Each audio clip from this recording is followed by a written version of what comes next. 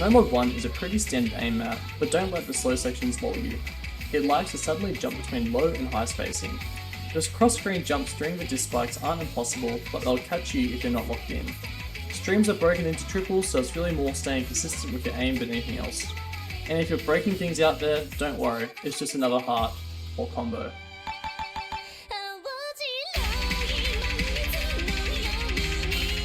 This map is not your typical stamina Nomod 2.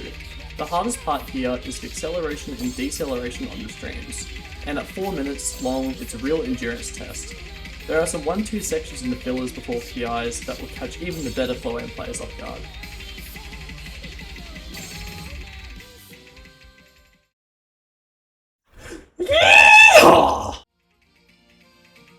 Welcome to Regal Theatre, a speed map packed with tricky old patterns, sudden stops and starts, and sneaky triples that can catch even experienced players off guard.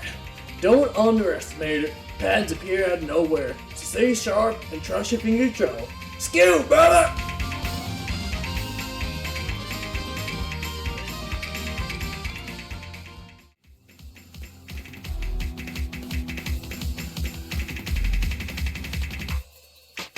Nomod 4 brings precision into the pool to reward the small circle lovers. The slides are more straightforward than your typical tech map, but your ability to hit them will still matter at this circle size. Lots of tech-like patterns you'll need to stay locked in for, more aim focus than the control of flow tech maps you'd normally expect in this slot.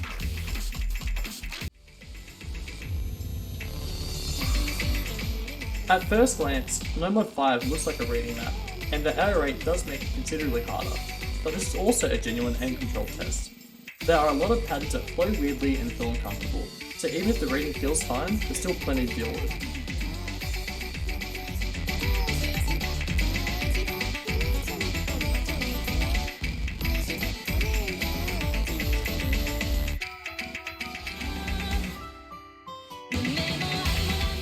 Tsukuyomi Banger, pretty comfortable aim all throughout at a high BPM that sits right on the edge between single tap and ult. The AR9.6 is forgiving, so all you really need to do is keep your aim up to 250 BPM jumps. The patterns are mostly back and forth, so nothing too wild, just stay consistent.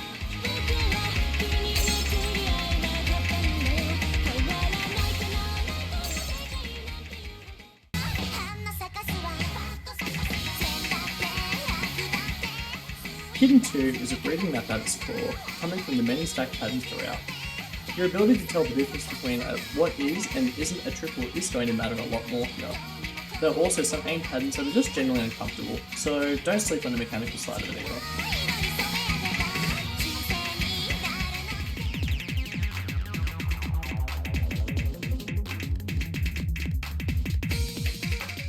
Aliens from wherever Victor Wembanyama is from clearly had a hand in the polyrhythms here. Incredibly challenging gimmick map that combines nasty finger control with high density AR9 hidden ribbon reading. And that's before you even think about the aim control. Pull notes say that this is definitely one of the harder maps in the pool.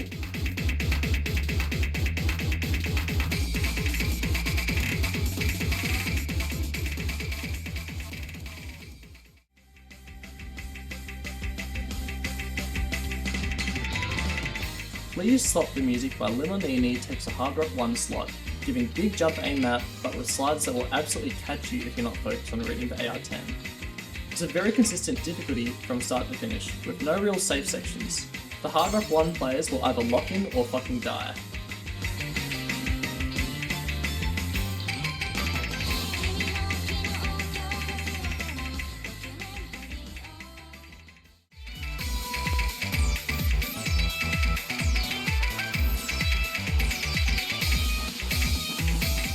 Our Hard Rock 2 is a huge consistency test for a very demanding skill set, which is Hard Rock Control Alt on CS 6.5, and this is a combination that you have to stay locked in for the whole way through at over 4 minutes long.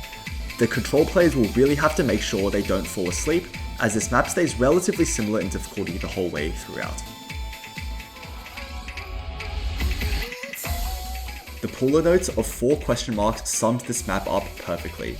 There are lots of control ulti patterns that really require comfort on reading Hard Rock, and definitely not a map to sight read. This Hard Rock 3 for my replay took me many attempts to get right.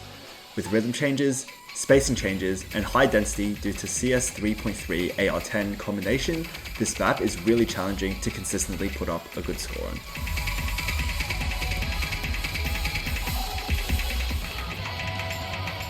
The base AR8 high BPM control aim agenda is back.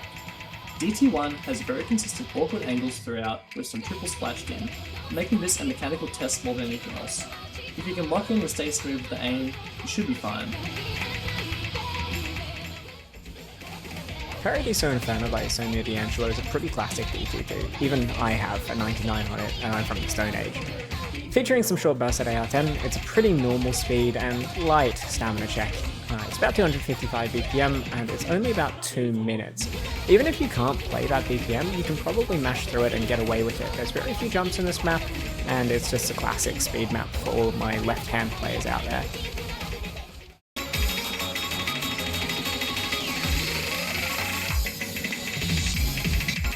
We've brought ADT2026 control into this ADT, an absolute banger of a map that tests some of the hardest skills to master at AR10.3 with finger control, aim control, and consistency with a 2000 combo long map. The old players will complain it's a speed map, and the speed players will complain it's a tech map, really separating those comfortable on this skill set versus those who are not.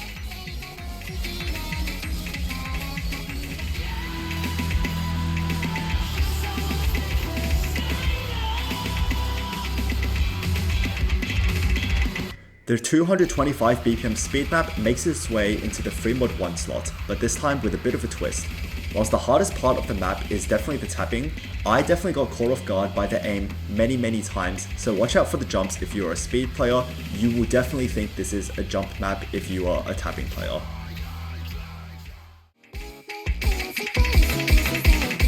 For free mod 2, we don't have quite the traditional anti-mod AR8 CS5 type of map, but instead we've got a really fun control flow techie style map that really requires good aim control to do well on.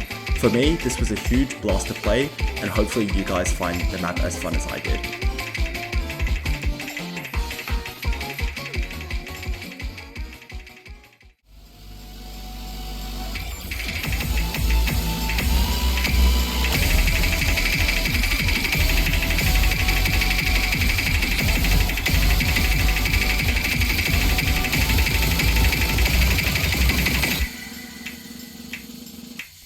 The tiebreaker for week 1 is Void Shader by Sad Keyboard Guy and Minton. Kind of a low-key banger that consists of lots of tech, but is also mechanically demanding with flow sections, tapping sections, and aim all mixed together. Watch out for the maze sliders around the 3-minute mark and the thin control sections after that. There are also some slider ticks early on and near the end that can ruin your day if you're not paying full attention. This map will reward the most well-rounded players in the lobby.